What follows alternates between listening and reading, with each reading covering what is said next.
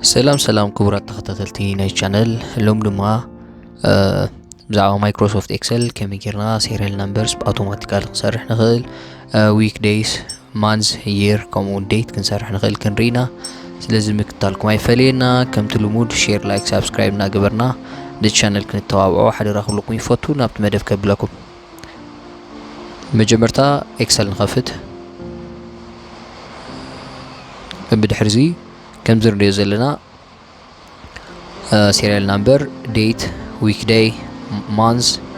year لنا فلينا لنا مالتي سلازنا عملت automatically serial number كم يجرنا فيل كنقبر نخل وي كنملو نخل انت راديلنا select نقبر تقدمي تسلزلا بدحري كسبت ديل وي كسبت ديلني يزلنا عقن select كنقبرو نخل كم زيرنا مالتي كم زيرنا select كنقبرو نخل وي كا automatically نبتي فيل serious فيل ناو مسكدنا او قطر صحيفنا كنملؤ نخل مالتي نحجي كن كم زيرنا هنكيدينا لازم مجبرتا سيلكت نقبر كسبت ديلني يزلنا كنقصلو نخلينا كسبت زدلنا مالت كندت بزحي ناتنا سيريال نمبرز مالتي لازم مجبرتا مزغيرنا سيلكت نبلو بدحرزي alt h f I s alt حزنا h f I s مسبلنا نزيان رازلنا نايس فيل سيريس اوبشن تبهل زي اختمطالنا مالت ስለዚህ ابزي كتعرر زلو كولومنس اب كولومن مهلاون تحت سلان غين مالت نغون زي كونس تحت سلان خيد ابزي كولومنس نمرز بدحرزي سيريال نمبر ስለሆነ ሊኒየር ቁጥር እዩ ማለት ስለዚህ ሊኒየር ንመርጽ بدحرزي ابزي تزبولكم مات ወይ ሰሌክት ንብሎ ንኽእል ወይ ከዓ ናምነት ካብ ሓደ ጀሚርና ክሳብ ኣበይ ክሳብ ክንደይ ሴሪያል ናምበሪና ደይልና ዘለና ኣብዚ ስቶፕ ቫልዩ ክንጽሕፎ ንኽእል ናምነት ክሳብ 20 ተደይልና ክሳብ 20 ክንብሎ ንኽእል ወይ ከዓ ክሳብ 30 ተደይልና ክሳብ 30 ንብሎ ንኽእል ናምነት ክሳብ 20 ኢለ ኣለኹ ናምነት ስቶፕ ቫልዩ ስለዚ ኦኬ እንተልዩ ክሳብ 20 ዘለው ክትበርጸልና ማለት እዩ ስለዚ ኦኬ ምስበልኮ ከም ዘንሪኦ ዘለና ጌራ እተን ሰሌክት ዝገበርና ጥራይ ኣምጽያትልና ማለት እዩ ስለዚህ ሰሌክት እንተዳጊርና ክሳብታ ሰሌክት ገበርና ጥራያት መላልና ባዕላ እንተራ ሰሌክት ከይ ገበርና ናምነት አንዱ ክብላንዲ ሰሌክት ከይ ገበርና ክንራይና ማለት እዩ አንዱ ኢለ ናምነት ሰሌክት ከይ ገበርኩ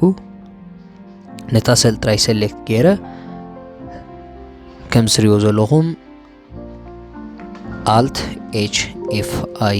s ምስወልኳ ነዚ ኣምጽያትለ ያላ ስለዚህ ኮሎመንስ ክብለይ ሰሌክት አይቦልኩን ዘለኹ እዚ ሊኒየር ሊያለኹ ስቴፕ ቫልዩ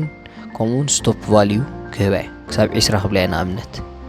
ወይ ክሳብ 20 ወይ ክሳብ 30 ረሓን ክሳብ 30 ክብላይ ስለዚህ ከም ስትሪዮ ዘለኹን ጌራ ተምጻለይ ማለት ክሳብ 30 ኣምጽያት ሊያላ ማለት እዩ ክሳብ ተጻሕፍኔ ክሳብ 30 ኣምጽያት ልናላ ማለት እዩ ስለዚህ ከም ዝጌርና ክንመልኦ ንኽእል ማለት እዩ ኦኬ ስለዚህ ሲሪያል ነምበር በከምዝ አጋባብ ክስራሕ ይካአል እዩ ንኺድና አፕዴት ንኺድ ዴት ካ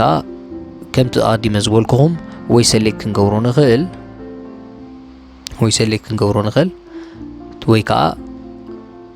ሰሌክት ከገበርና ስቶፕ ቫልዩ እንዳነገርና ክንጽሕፍ ንኽእል ማለት እዩ ስለዚህ ሰሌክት ክንገብር መጀመርታ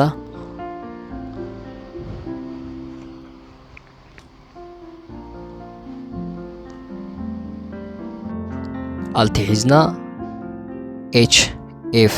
I s كليك نقبر بدحرزي نزان رازلنا سيريس فيل اوبشن كتمصالنا مالتي بدحرزي كولومن ስለዝኾነ ዳይሬክትሊ አብ ኮሎመን ይደሎ ኮሎመን ምላው ንረጋግጽ ዴይቲዩ እቲ ዴት ዩኒት ካ ዴይ ባይ ዴይ ስለዝቆጽር አብ ዴይ ምላው ንረጋግጽ بدحرزي ኦኬ መባል ጣይ ዘለና ማለት ኦኬ ምስበልናዮ ከም ዘንዶ ዘለ ጌራ ተምጻልና ማለት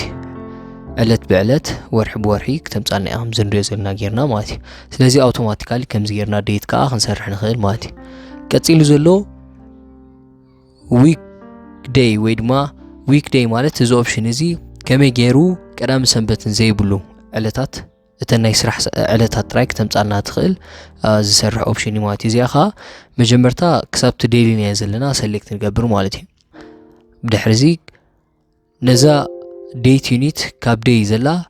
ና ዊክ ዴይ ልውጣ ማለት እዩ ካልወል ሓንቲ ንትንክፎ ይብሉም ብምክንያቱ ኮሎመን ይዝቆጽር ዴት ኢና ነስተኻኽል ዘለና ስለዚ ዴት ዩኒት ግን ካብ ዴይ ዘላ ናብ ዊክ ዴይ ንገብራ ማለት እዩ ዊክ ዴይ ጌርና ኦኬ ንብላ ማለት እዩ ስለዚ ኦኬ ምስ በልናዮ ከምዚ ንሪኦ ዘለና ጌራ ተምፃልና እያ ማለት እዩ ኦኬ ብድሕሪ ናብ ማንስ ክንከይድና ማለት እዩ ማንስ ከዓ the same ከምኡ ማለት እዩ ክሳብ ትደልናያ ዘለና ቅድም እታ መጀመርታ ዕለት በዓልና መበገሲ ንፅሕፈላ ማለት እዩ ጃን 1 2023 ኢለ ፅሒፈላ ኣለኹ ማለት እዩ ክሳብ ትደልናያ ዘለና ቅድም ሰሌክት ንገብር